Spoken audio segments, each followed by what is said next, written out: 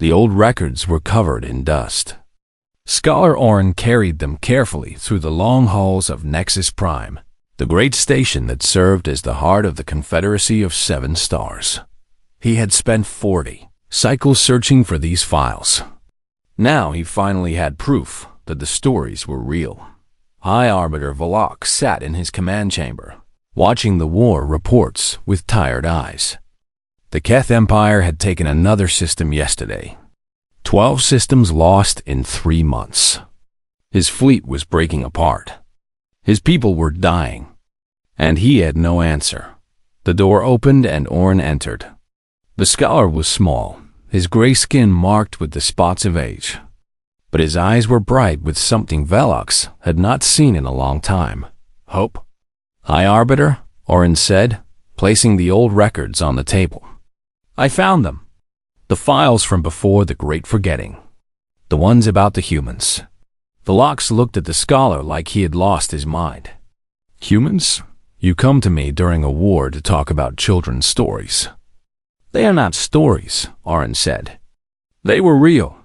They are real. Every species in the galaxy knew the tales. Parents told them to children who would not sleep. Soldiers whispered them before battle. The humans were monsters from a death world, creatures who could survive wounds that would kill any other being. They felt no fear. They never stopped hunting their enemies. They were persistence itself, given flesh and fury. But that was myth, legend. Nobody believed humans were real anymore. Look at these records, Oren said. 3,000 cycles ago, humans walked among the stars. They fought in the wars of that age. They were allies to some, enemies to others. And then they disappeared. Velox picked up one of the old files. The writing was in a language so ancient that even the translation software struggled with it. But he could see images. Creatures that walked on 2 legs with soft skin and small eyes. They did not look frightening. They looked weak. These are the monsters from the stories? Velox asked. Do not let their appearance fool you, Oren said. Their home world is a nightmare. The gravity is crushing. The air is filled with poison. Predators hunt in every corner. And the humans did not just survive there. They conquered it. They became the top predators of a death world. Velox put down the file. Even if this is true, they are gone. They have been gone for 3,000 cycles. What use is this to me? Oren smiled. That is the interesting part. They are not gone. They just hid. He pulled up a star map on the display screen. One section of the galaxy was marked in red. The Forbidden Zone. Every species knew to stay away from that region. Ancient treaties, older than any living memory, made it illegal to enter. The humans did not die out, Oren said. They withdrew. They chose to leave the galaxy behind. The treaties were created to keep everyone else away from them. And look at this. He pointed to the sensor readings from the edge of the Forbidden Zone. There were energy signatures, ship movements, signs of life. Someone is still there, Oren said. Someone with technology we cannot identify. I believe the humans have been watching us all this time. They just chose not to be seen. Velox stood up and walked to the window. Outside, he could see refugee ships arriving at the station. Thousands of people fleeing from the Keth invasion. Families with nowhere left to go. Children who had watched their worlds burn. Why would they help us? Velox asked. If they wanted to stay hidden, why would they care about our war? I do not know, Oren admitted. But we have no other choice. The Keth will reach this station within 2 months. Our fleet cannot stop them. We need a miracle, High Arbiter. And the only miracle I can find is in that Forbidden Zone. Velox thought about the stories he had heard as a child. His mother had told him about the humans when he was scared of the dark. She said they were warriors who came from shadow, who protected the weak and punished the cruel. He had stopped believing those stories long ago. But what if they were true? If I send a ship into that zone, Valak said, and the humans are real, they might destroy it. Those old treaties exist for a reason. Perhaps the humans do not want to be found. Perhaps, Arin said. But if we do nothing, the Keth will destroy us anyway. At least this way, we have a chance. The High Arbiter closed his eyes. He thought about all the people counting on him, all the lives that would end if he could not find a way to stop the Keth. He had tried everything else. Every alliance, every strategy, every weapon. Nothing had worked. Maybe it was time to believe in stories. Prepare a diplomatic vessel, Velox ordered. Send our best crew. Give them a message explaining our situation. Tell them we are asking for help. Orin bowed his head. And if the humans refuse? Then we are no worse than before, Velox said. But if there is even a small chance that the legends are true, I have to try. I owe that much to my people. The ship launched 3 days later. It was called the Quiet Hope, and it carried a crew of 12 volunteers who knew they might never return. They flew into the Forbidden Zone with nothing but a message and a prayer. For 6 days, they traveled through empty space. Their sensors showed nothing. Their communications received no reply. The crew began to lose faith. Then, on the 7th day, everything changed. The sensors screamed with alerts. Ships appeared all around them. Not dozens, not hundreds, thousands. Massive vessels that dwarfed anything the Confederacy had ever built. And they were waiting as if they had known the Quiet Hope was coming all along. The crew stared at their screens in silence. One of them whispered the word that everyone was thinking. Humans. The myths were real. And now the galaxy would learn why they had been feared. The crew of the Quiet Hope did not move. They could not move. Fear had frozen them in place as the human fleet surrounded their small ship. Every story they had ever heard came rushing back. The hunters who never stopped. The warriors who felt no pain. The monsters from the death world. A voice came through their communication system. It spoke in perfect Confederate standard, calm and clear.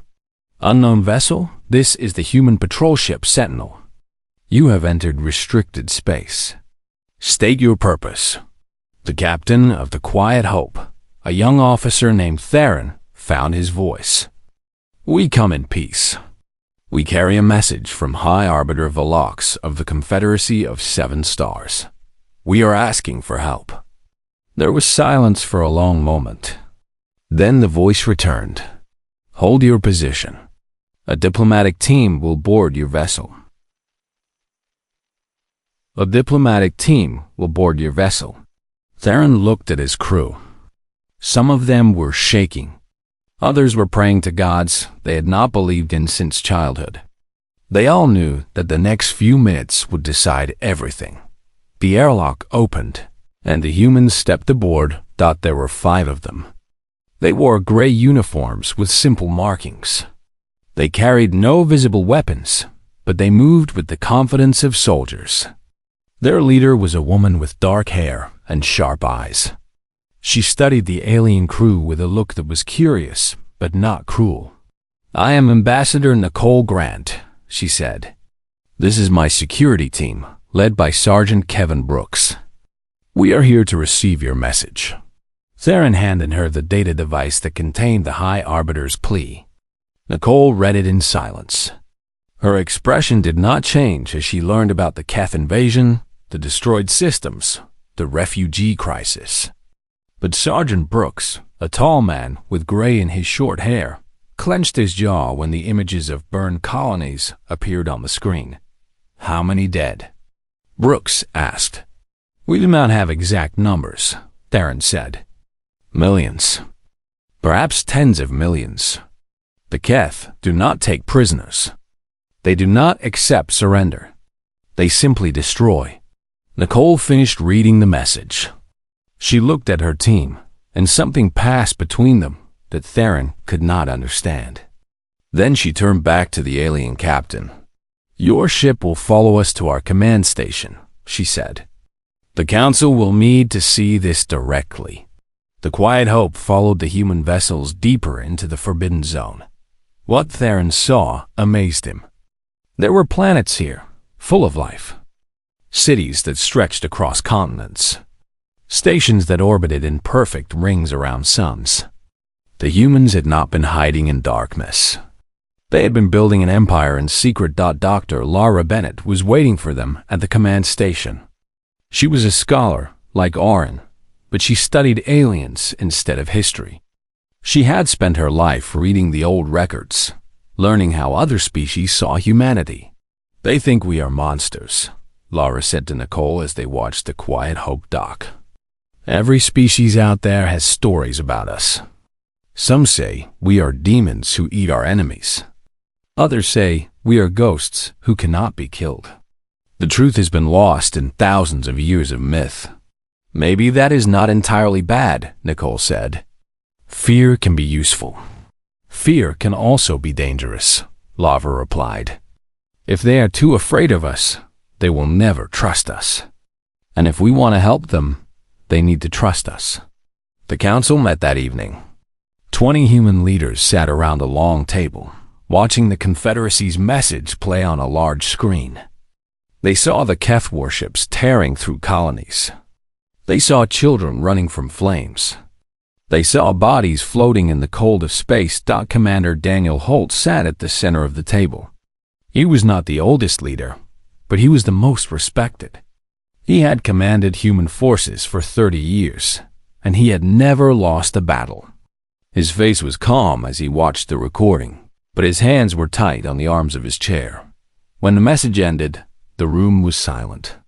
"We left the galaxy to avoid this," one council member said. "We saw what war did to us before. We swore we would never go back. And so we sit here," another member replied, "while innocents die. What was the point of surviving if we become the kind of people who ignore suffering? If we intervene, we become part of their wars forever," the first member argued. "There will always be another enemy, another crisis, another reason to fight. When does it end?" Daniel Holt raised his hand, and the room fell silent. "I have been a soldier my whole life," he said. "I have seen what war costs.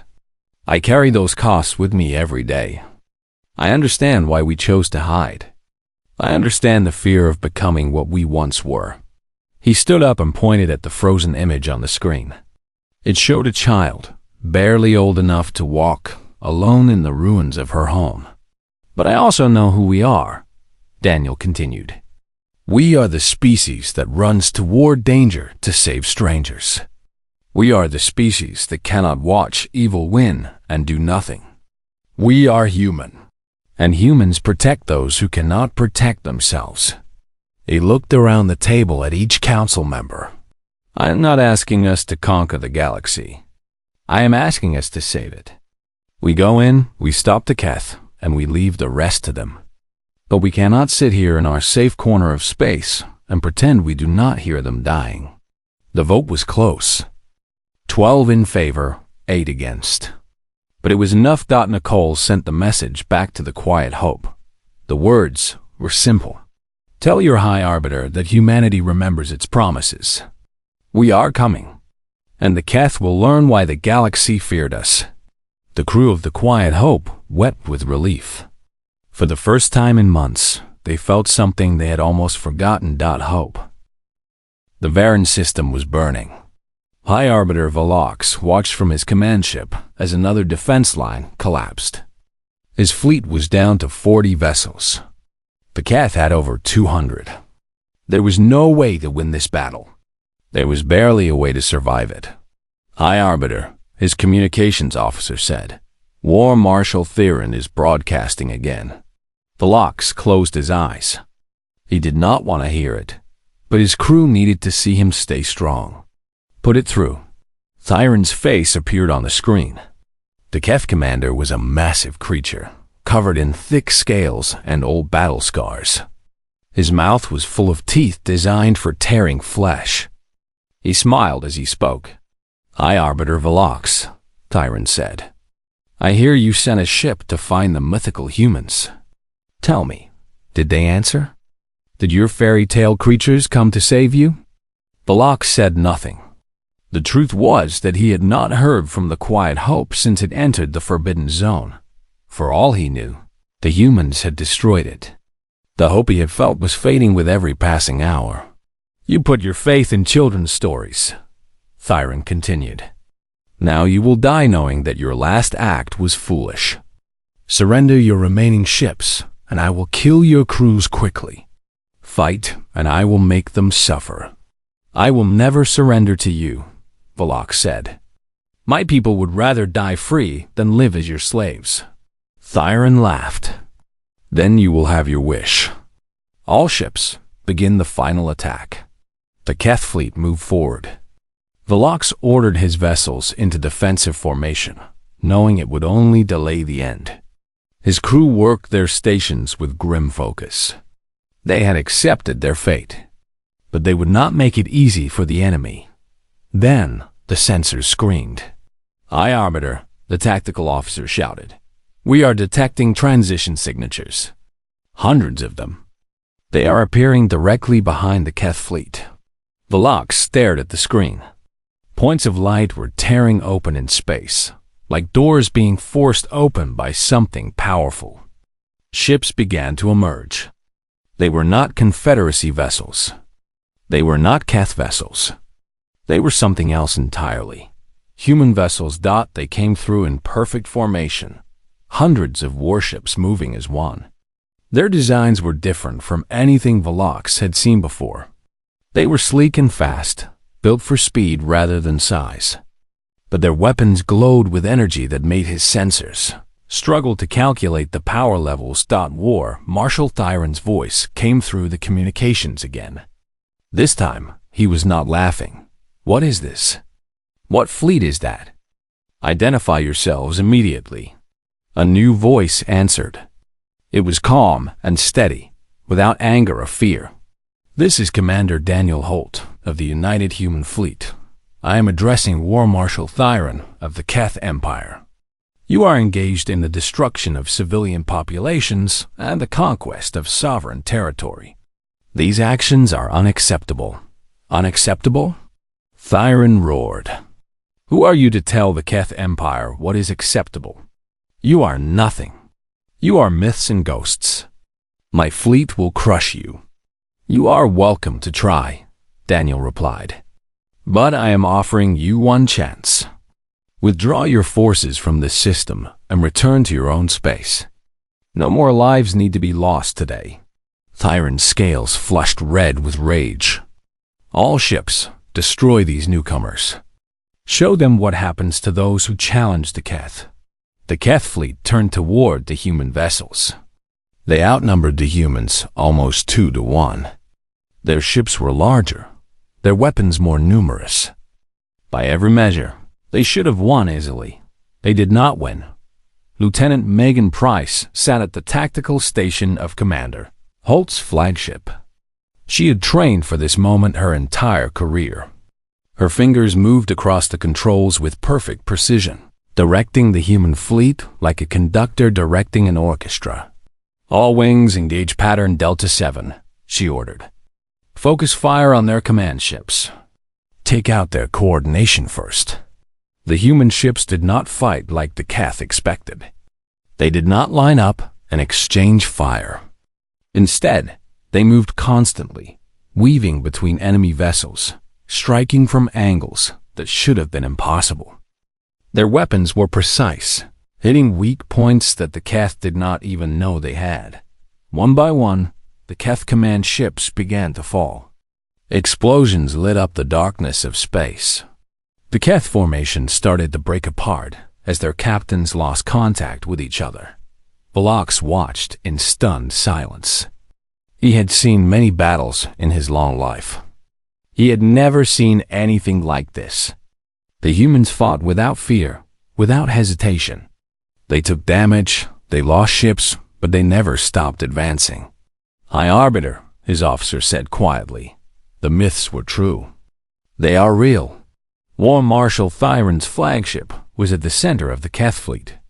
It was the largest vessel in the system, armed with weapons that could crack planets. Thyron ordered all remaining ships to protect him as he tried to escape. But Daniel, Holt was faster. The human flagship cut through the Keth lines and came face to face with Thyron's vessel. The two ships exchanged fire at close range. The Keth weapons hit hard, but the human shields held. Megan found a gap in the enemy defenses. "There," she said, pointing at her screen. "Their primary power coupling. One clean shot." Daniel nodded. "Take it." The shot was perfect. It struck the Keth flagship in its heart, and the great vessel shuddered as its weapons went dark. Thyron's ship drifted helplessly, unable to fight or flee. The remaining Keth ships saw their leader fall. Their courage broke. They turned and ran, jumping the faster-than-light speed and disappearing into the void. The battle was over. Velox opened a channel to the human fleet. His voice shook as he spoke. "Commander Holt, on behalf of the Confederacy of Seven Stars, I thank you. You saved us. The stories about humans. I did not believe them. I was wrong." Daniel's voice came back, tired but warm. "We are glad we could help. But this is not over yet. Thyron will return with more ships. We need to end this war, not just win one battle." Velox nodded, though Holt could not see it. "Then we fight together," he said. "Whatever comes next, you will not face it alone." The galaxy had witnessed a miracle. The myths had come to life, and the Keth would learn the full cost of their cruelty. News of the Battle of Varan spread across the galaxy like fire through dry grass. Every species heard the story. Every world watched the recordings. The humans had returned. The myths were real. Some reacted with joy. The enemies of the Keth celebrated in the streets. Refugees wept with relief, knowing that someone had finally stood against their tormentors. Children who had grown up hearing tales of human warriors now knew those tales were true. Others reacted with fear. Ancient records were pulled from forgotten archives. Old warnings were read with new eyes. The stories did not all agree about what humans were. Some said they were protectors. Others said they were destroyers. The galaxy did not know which version to believe. Dr. Lara Bennett walked through the ruins of a city our world. The Keth had occupied. The human ground forces had arrived 2 days ago, led by Sergeant Kevin Brooks and his soldiers. They had driven the Keth away, but the damage was already done. Buildings lay in pieces. Bodies were still being recovered from the rubble. The survivors gathered around the human soldiers, staring at them like they were ghosts. They were small, thin creatures with large eyes that blinked constantly. Lara learned they were called the Veth, a peaceful species that had never developed weapons of war. "They do not know what to make of us," Lara said to Kevin as they walked through the crowd. Kevin nodded. He had seen this reaction before, on every world they had liberated. "Can you blame them? Their whole lives, we were just stories. Now we are standing in front of them, carrying guns." A young Veth child approached them slowly. She was barely tall enough to reach Kevin's waist. Her eyes were fixed on the sergeant's face, studying every detail. Then she reached out and touched his hand, as if testing whether he was solid. "You are real," she said in a small voice. Kevin knelt down to meet her eyes. "Yes, we are real, and we are here to help." The child smiled for the first time in weeks. Lara recorded everything she saw. She interviewed survivors, learning how human myths had evolved over thousands of years. Every species had their own version of the stories. To some, humans were giants who could crush mountains with their bare hands. To others, they were shadows who appeared without warning and vanished without trace. The truth had been lost long ago, replaced by fear and wonder. "This is what happens when you become a legend," Lara said to Ambassador Nicole Gratz later that evening. They were aboard the command ship, reviewing reports from across the sector. People stop seeing you as real. They see you as symbols, either heroes or monsters. Nicole understood the problem, and if we do not match their expectations, they will turn on us. If we are too kind, they will think we are weak. If we are too harsh, they will think we are the monsters from the darker stories. So what do? Nicole looked out the window at the stars. We just be ourselves. We cannot control what they believe. We can only control what we do. And we have to make sure that what we do is right. The war was not over. War Marshal Theron had escaped from the Battle of Varan with his life, though not his pride. He returned to the Keth home world and called every ship in the Empire to his side. His broadcasts filled the communications channels with rage. The humans are not gods, Theron roared to his followers. They are flesh and blood. They can be wounded. They can be killed. I have seen it myself. They are not the invincible warriors from your nursery tales. They are just another enemy to be crushed. His message reached every corner of Keth space. Soldiers who had fled from Varan returned to the fleet. New ships were built at speeds that should have been impossible. The Keth were not just fighting for conquest anymore. They were fighting for their honor. Commander Daniel Holt watched the enemy build up from his command center. Lieutenant Megan Price stood beside him, analyzing the tactical data. They are gathering everything they have, Megan said. If we face them in their home system, it will be the largest battle in recorded history. I know, Daniel replied. That is exactly what we need. Megan looked at him with confusion. You want a larger battle? Daniel turned to face his officer. If we defeat them in small engagements, they will just keep coming back. Theron will rebuild his fleet again and again. The war will never end. But if we break them completely, if we show them that even their full strength cannot stand against us, they will have no choice but to accept peace. And if we lose? Daniel was silent for a moment. Then at least we will have tried. That is all any of us can do. The combined fleet began to gather. Human warships from every corner of their hidden empire. Confederacy vessels that had survived the early battles. Even some independent species who had suffered under the Keth sent their own ships to join the fight. Nicole spoke to High Arbiter Velox before the fleet departed. The alien leader looked older than before, worn down by months of war and loss. But there was steel in his eyes that had not been there when they first met. When this is over, Velox said, we will need to talk about the future. Humanity cannot hide again. The galaxy knows you exist now. You will have to find a new place among us. Nicole nodded slowly. We have thought about that. We did not want to return this way. We did not want to be remembered as warriors again. But perhaps there is no escaping what we are. What you are, Velox said, is the species that answered when we called for help. That is how I will remember you. That is the story I will tell. The fleet entered faster than light travel, heading for the Keth home system. Every soldier knew this could be their last battle. Every pilot checked their weapons one final time.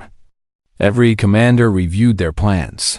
War Marshal Theron was waiting for them with the largest armada the Keth had ever assembled. He stood on his new flagship, rebuilt and stronger than before. He had sworn to destroy the human myth once and for all. The final battle was about to begin. And one way or another, the galaxy would never be the same. The Keth home system was a fortress. Massive defense stations orbited every planet. Weapons platforms drifted in clouds so thick they blocked out the stars. And at the center of it all, War Marshal Theron waited with over 500 warships, the largest fleet his empire had ever assembled. Commander Daniel Holt stood on the bridge of his flagship, watching the enemy formation on the display screens. Behind him, the combined human and Confederacy fleet held their positions. They had 300 vessels. not enough to match the Keth in raw numbers.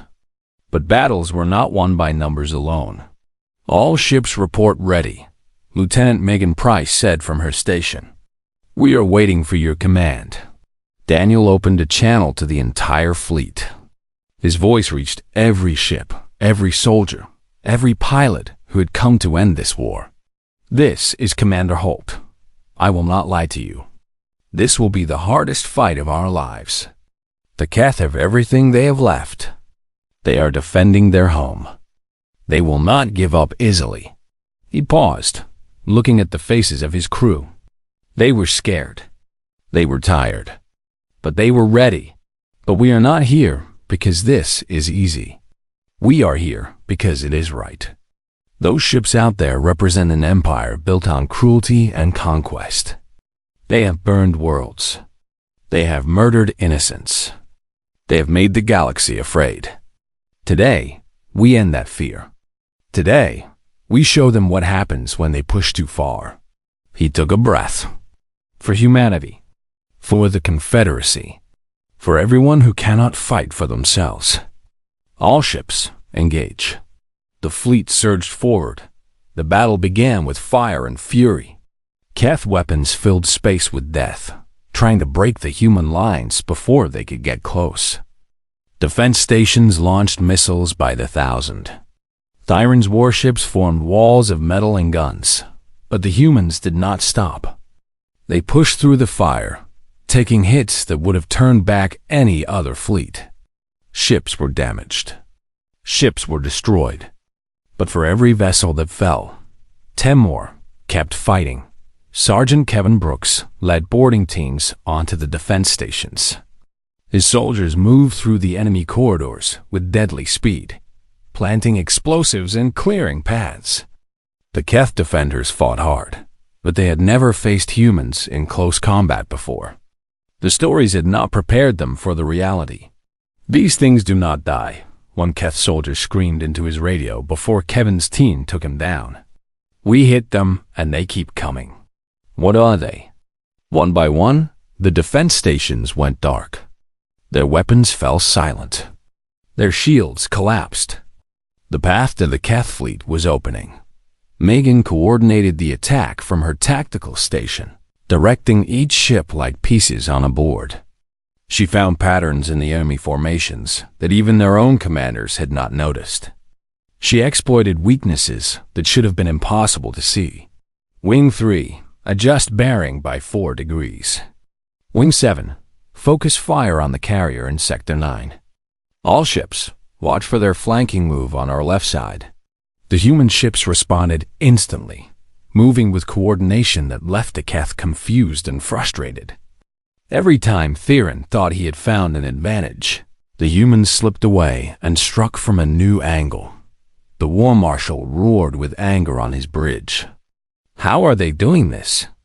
They are outnumbered. They should be dying. Why are they not dying? His advisors had no answers. The humans were not fighting like any enemy the Keth had faced before. They were patient when they needed to be patient. They were aggressive when they needed to be aggressive. They seemed to know what the Keth would do before the Keth did it. Hours passed. The battle raged across the entire system. Wreckage filled space, the remains of ships from both sides drifting in silent fields. But slowly, surely, the Keth fleet began to shrink. Their coordination broke down as command ships were destroyed. Their formations scattered as fear replaced confidence. Daniel guided his flagship toward Tyron's vessel. The two ships had avoided each other throughout the battle, but now there was nowhere left to hide. The Keth flagship was massive, the largest warship in the system. It bristled with weapons that could tear smaller ships apart in seconds. He's targeting us, Megan reported. All weapons are locked onto our position. Hold course, Daniel ordered. Divert all power to forward shields. Get me a firing solution on his main reactor. The two flagships closed the distance, exchanging fire that lit up the darkness. The Keth weapons hit hard, testing the human shields to their limits. Warning lights flashed across the bridge. Systems began to fail, but Megan found her shot. "There," she said, her voice steady despite the chaos around her. "His reactor shielding has a gap. One clean hit will end this." Daniel nodded. "Take the shot."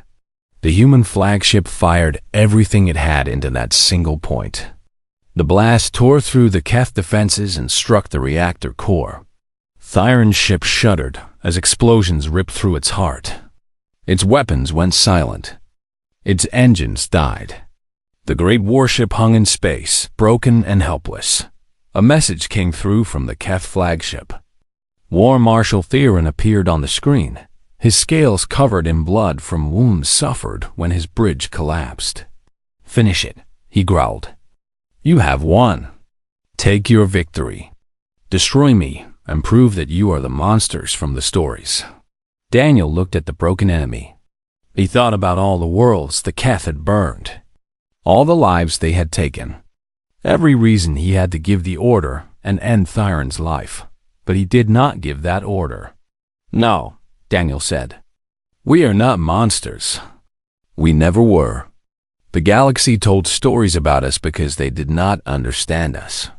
We fight when we must. We protect when we can. But we do not destroy those who cannot fight back." He leaned forward in his chair. "You will stand down. You will surrender your fleet. You will face justice for what your empire has done. But you will live, because that is who we are." Thyron stared at him with confusion and something that might have been shame. Then, slowly, he gave the order. The Keth fleet powered down their weapons. The war was over. Weeks later, Nicole Grant stood beside High Arbiter Velox on Nexus Prime. The station was filled with representatives from dozens of species, all gathered to witness humanity's formal return to the galactic community. "You could have ruled us all," Velox said quietly. "After what you did, no one would have stopped you." Nicole shook her head. "That was never what we wanted. We came back to help, not to conquer. And now that the war is over, we want to build something better. With you, not above you." Scholar Arn approached them, a datapad in his hands. "I am writing a new history, one based on truth instead of myth. Would you like to see it?" Lavra Bennett took the pad and read the first lines. She smiled. The humans were never monsters or gods. They were simply people who refused to look away from suffering. And when the galaxy needed them most, they came home. The story would spread across the stars. Children would hear it at bedtime. Soldiers would whisper it before battle. But this time, the story would be true. Humanity had claimed the battlefield. Now they would help the galaxy heal.